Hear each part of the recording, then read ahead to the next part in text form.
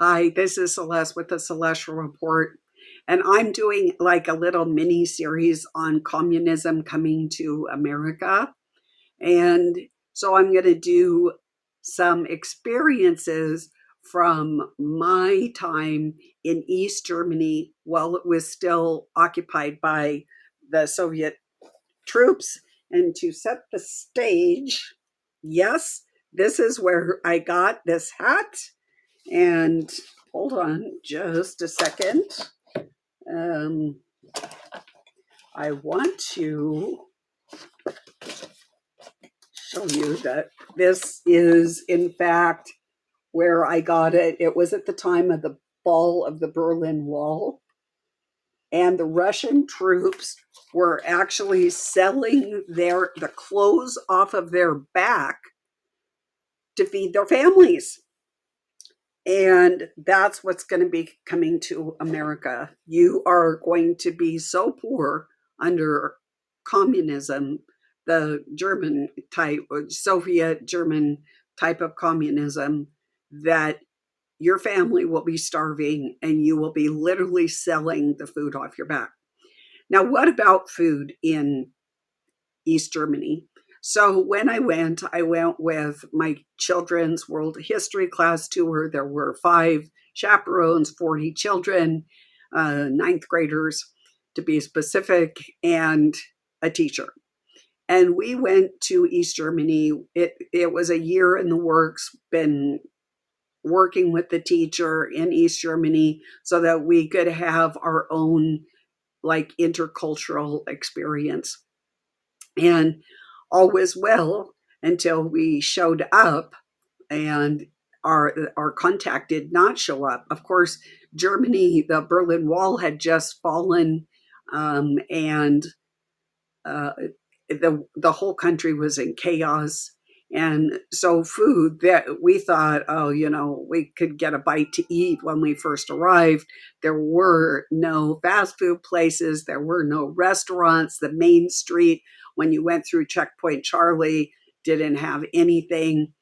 Now, but back in the United States, we had planned to treat our East Germany counterparts, students, and teachers with a Thanksgiving meal. So we trekked around all this food. Everybody was designated. Some people had green beans, some people had yams, some people had potatoes. You get the drift. And then we thought that we could buy some sort of a bird, whether it was a turkey, a chicken, a pheasant, a duck. We didn't care, but we were so naive. We were naive Americans. It was the 90s, and we had the best of everything. Well, when we're on the Polish border, we get there, it's like near the middle of the night. It's in the low 30s, and somebody finally noticed that our bus was sitting out there. We had no place to go. We didn't know what to do. And we didn't have reservations or anything in Western Germany. So somebody called the police or let the teacher call the police, and they let us into a school. And it was there that we got rationed for 3 days. Um, so we were pretty hungry. Like we each got like 2 green beans, and a half a slice of a little tiny bit of a potato and no meat whatsoever. So on Monday, it was very interesting because our contact did show up as the bus was coming to take us away. And that person was told that he was told by the Soviets and East Germany um, Stasi police that you cannot interact. You cannot have contact, even though the Berlin Wall was technically down. The country hadn't was still reeling from that.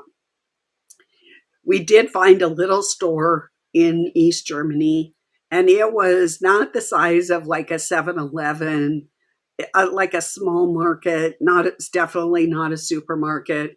And so we all, like, the whole bus goes tearing into the grocery store, and all the shelves. Now this is a government run grocery store, everyone. All the shelves were bare. There were only 2 items in the store. one container of juice that was about the size of quart. It was probably a liter, maybe not 2 liters, and a little thing of goose liver pate. And everybody passed on the goose liver pate. I think we did buy the juice, but we were so hungry. And that just goes to show you what it was like as far as food. Now, what did people live in? Now, this is a small one. This is in East Germany. They lived in these apartments. The one where the person called the police so that we could get into the school was much taller than this, maybe 3 times the size. But what really struck me was that there were no places to sit, there were no parks, there was no landscaping. It was just gray, drab buildings, and that's what the people lived in. And it was 1 or 2 apartments, and that's just what they lived in. So religion. I'm not really sure. We didn't really talk about religion. I would think that there was some, but I really can't speak to the religion. If I knew back in the day, I've since forgot because it's been quite a number of years. Now, how long did it take to fall to communism? 1 day. 1 day. So what they did is, I believe it was a Sunday. If you know different, it was a day, but I think it was a Sunday because people were visiting their families and having what I believe is a Sunday meal.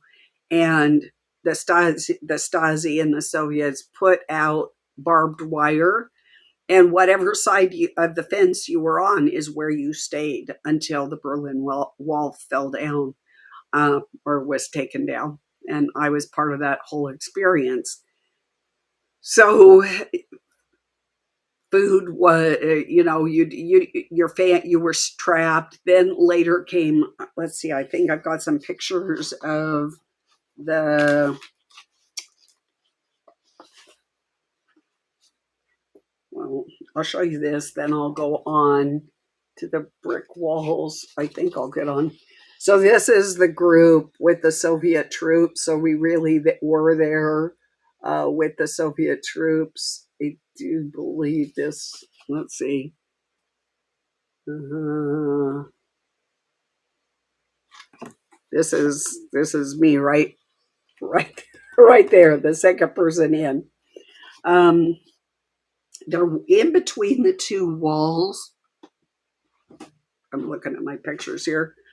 Um, Here's some of the barbed wire, some of the kids. I took my fingernail clippers and got some of that barbed wire. And there was a place in the middle, in between the east wall. There were actually 2 walls, and in between, it was called no man's land. And this young man tried to escape from Eastern Germany to Western Germany and was shot, and he bled out over some time. I think he was there for a few days, and then, of course, he died. Let's see.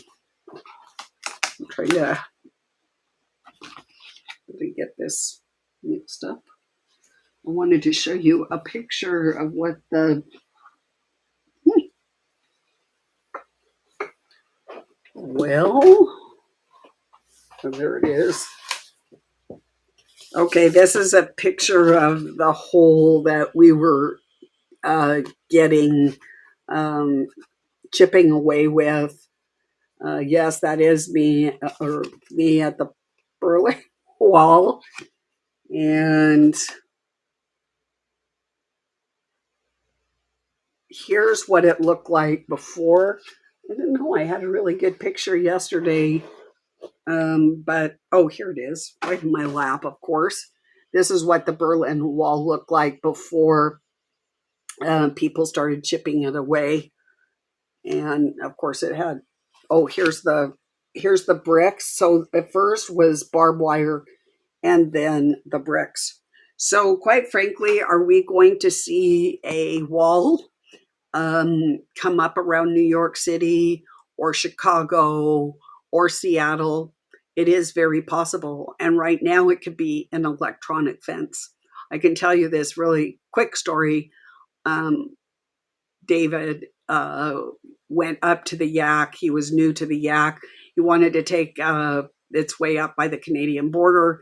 He wanted to take a little hike. There was like a little deer trail. He took it. He went and then he came back. It was very short, maybe an hour. And then he comes back and he's surrounded by Border Patrol. And basically, he got busted by the electronic fence. So these days, it doesn't necessarily have to be a like barbed wire and concrete fence. It can be a electronic fence. Another thing that really impressed me in Germany was along the highway, there were no off ramps. It was a turnpike system, and the gas was in the center. And that's where you would use the restroom.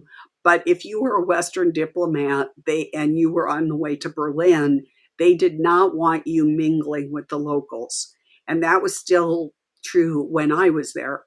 And every 100 feet, there was a guard tower, like what you would see in any concentration camp video. You could see a replication of that.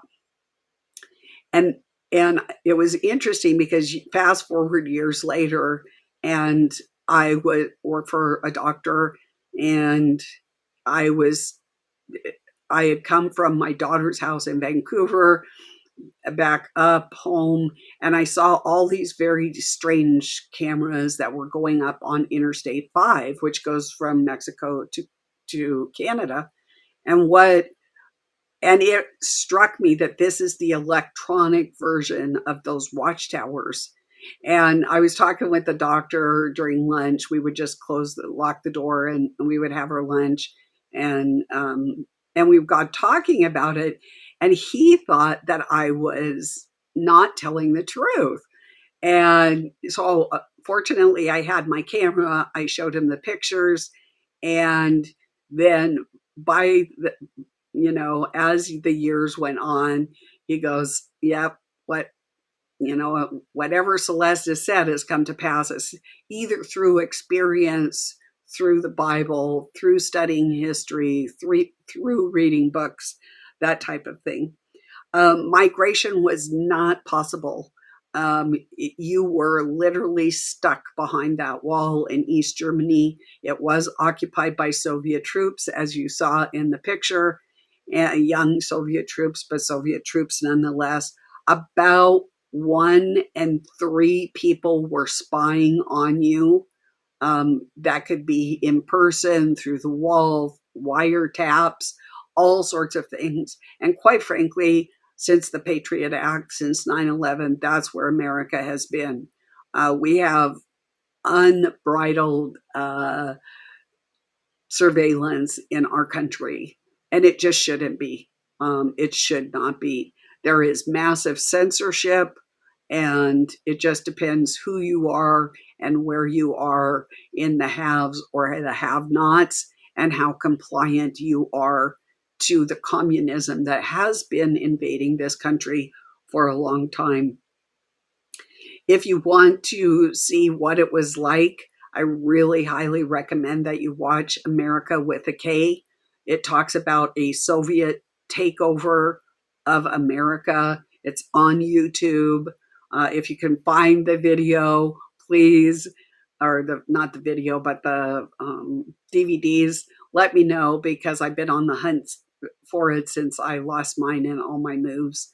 But it really gives you an idea that the prostitution, the lack of money, the lack of food, um, what happens to migrants, what happens to under military rule, um, what happens to the homeless people. It is very what. How do the elite live? So it's